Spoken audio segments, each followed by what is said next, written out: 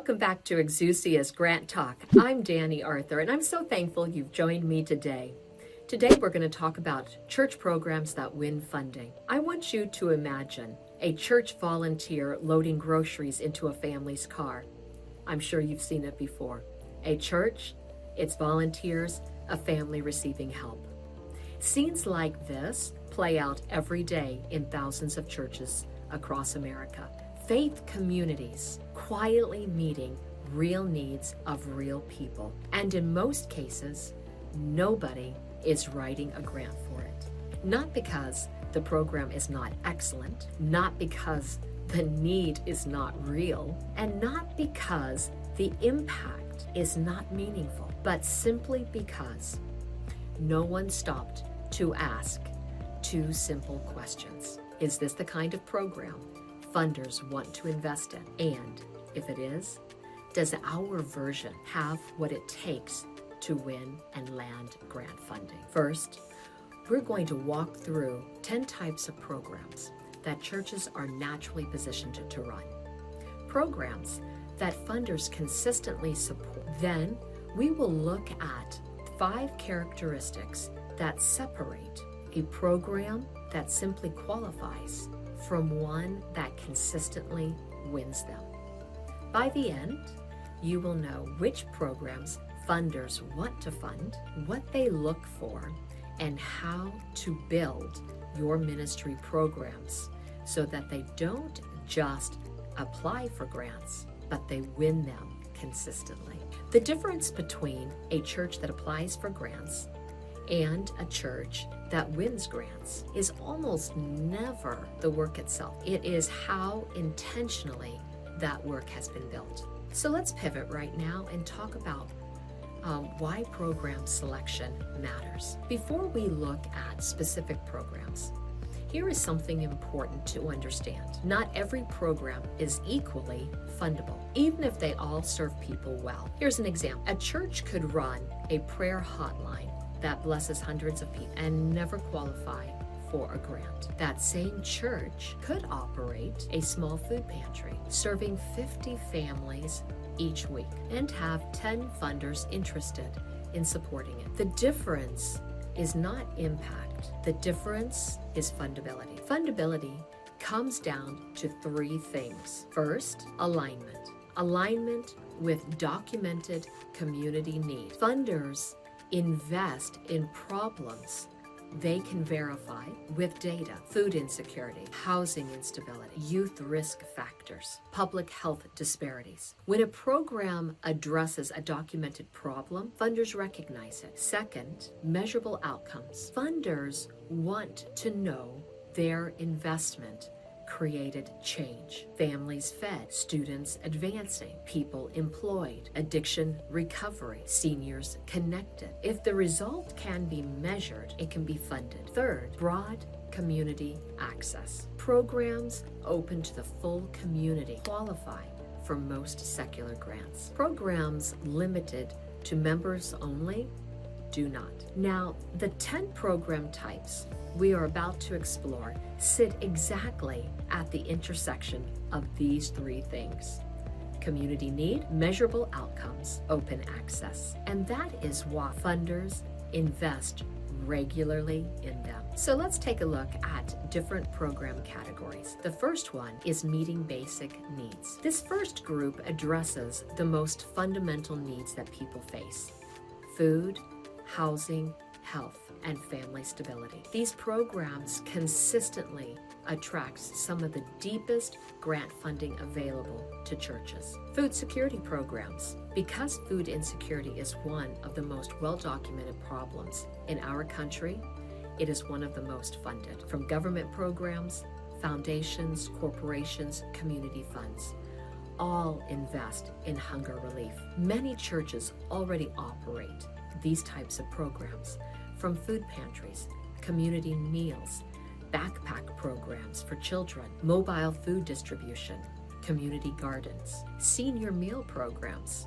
When these programs track participation, maintain food safety standards, and operate consistently, they become extremely competitive for grant funding. In fact, Hunger relief is often the first grant program that churches successfully fund. Another type of program is housing stability programs. Housing insecurity is a growing crisis in nearly every community across our nation, and funders are investing heavily in solutions. Churches already help in many of these areas: emergency rental assistance, emergency shelters, utility support, housing navigation, transitional housing, eviction prevention.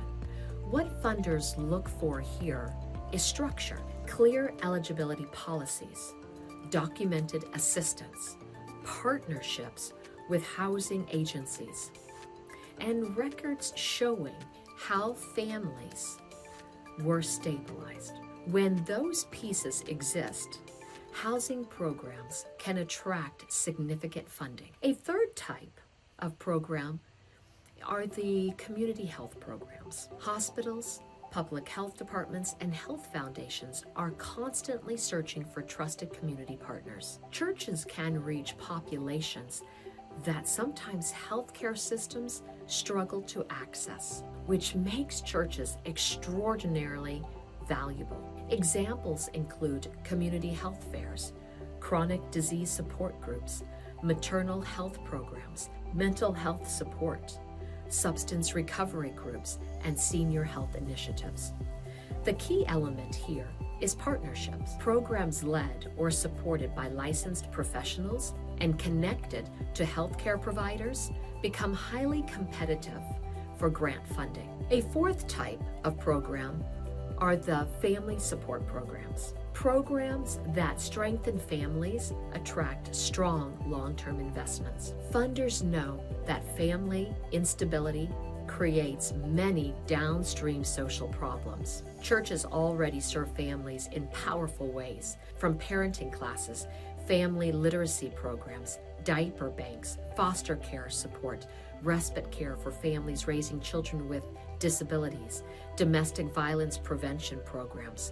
What matters most is structure, evidence-based curriculum, clear child safety policies, background checks, and outcome tracking. When those systems exist, family programs often attract multi-year funding. Another program category is Building Futures. Our next group of programs focus less on immediate crises and more on long-term opportunity. These programs often attract larger and longer-term grants. Workforce development. Economic mobility is one of the biggest funding priorities in philanthropy today.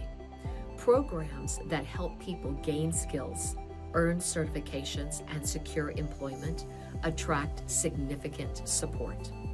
Church programs might include job training, apprenticeships, culinary training, digital literacy classes, financial literacy programs, or small business support. What funders want to see is measurable progress, program completion rates, credentials earned, job placements, wage outcomes. When churches track those outcomes, workforce programs become extremely compelling for funding. Now, a sixth type of program are the youth education programs. Youth programs are amongst the most funded areas in philanthropy. Churches offer something funders deeply value, and that is relationships, mentorship, consistency. Programs may include after-school tutoring, summer learning programs, mentorship initiative, leadership initiatives, college access programs, arts or STEM enrichment. The strongest programs work closely with schools.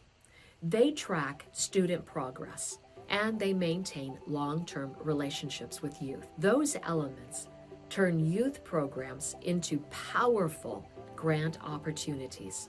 A seventh type of program are the senior services. America's aging population is growing rapidly, and many seniors face social isolation, health challenges, limited mobility. Churches often have trusted relationships with seniors already. Programs might include friendly visitor programs, transportation to appointments, congregate meal programs, benefit enrollment assistance, caregiver support groups, technology training for older adults. Funders value programs that reduce isolation, connect seniors to services, and track improvements in well-being. The final 3 program types are more specialized.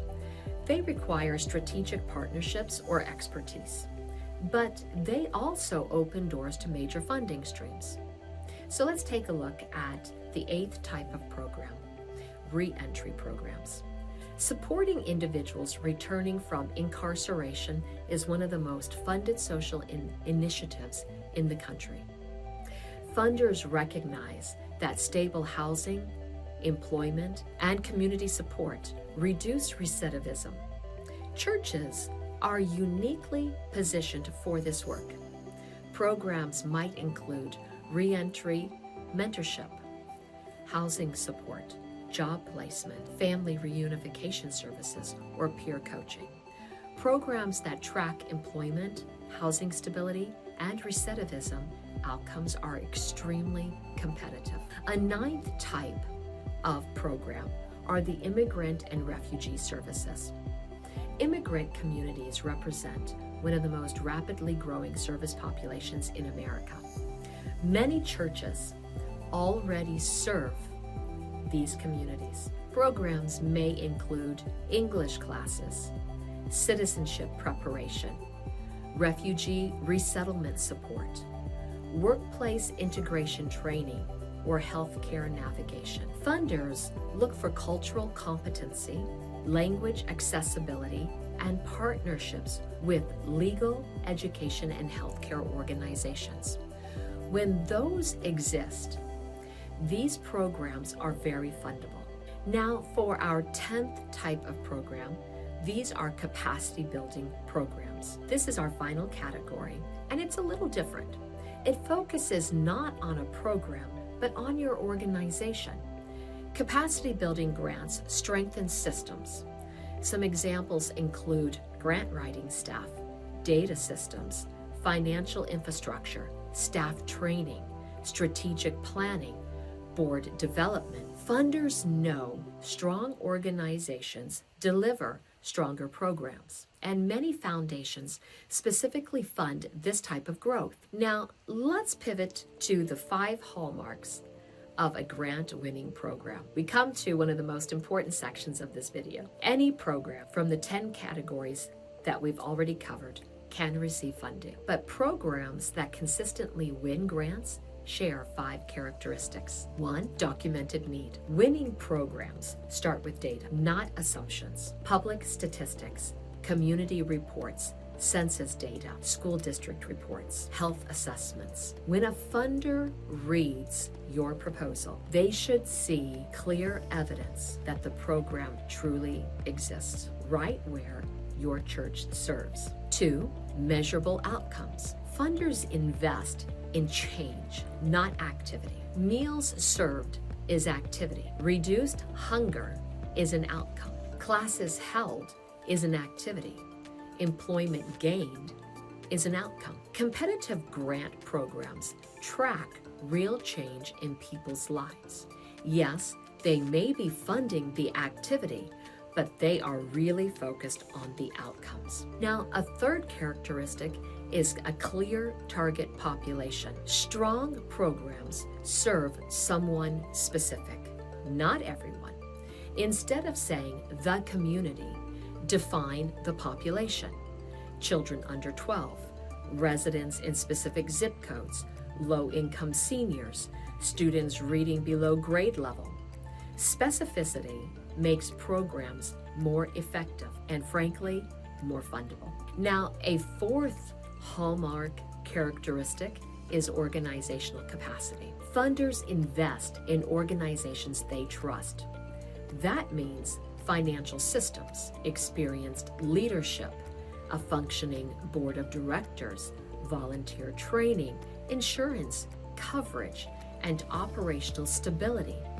Your organization does not need to be perfect, but it must demonstrate the ability to deliver what it promises. A fifth characteristic is sustainability. Funders rarely want to fund something forever. They want to help launch or strengthen or build capacity within a program. Winning programs must have a sustainability plan. Future grants, congregational support, partnership funding, program income, a credible path forward. When these 5 hallmarks, these 5 characteristics exist together, a program moves from grant eligible to grant competitive. So where do you start? This may feel like a lot. So here's a simple way to get started. The best program to pursue funding for is the one at the intersection of 3 things. First, what your church already does well. Second, what your community most clearly needs. And third, which of the 5 hallmarks you can build most quickly. Find that intersection and start there. At the beginning of this video, we saw churches serving their communities, food distributions, tutoring programs, job training classes, senior support groups, recovery programs, health fairs. Those programs are already happening, many already in your church, and they have been built the right way. Every one of them is fundable. You are not starting from nothing. You are starting from something real and established, something rooted in your community, something already built through years of faithful service. Your task now is to build on that foundation with intention. Know the 10 programs, build the 5 hallmarks, start where your strengths meet your community needs, and pursue the funding with confidence. Because the truth is simple. The funders are out there, the grants are available, and the work your church is already doing is exactly the work they want to fund. Now, build it to win. I'll see you next time.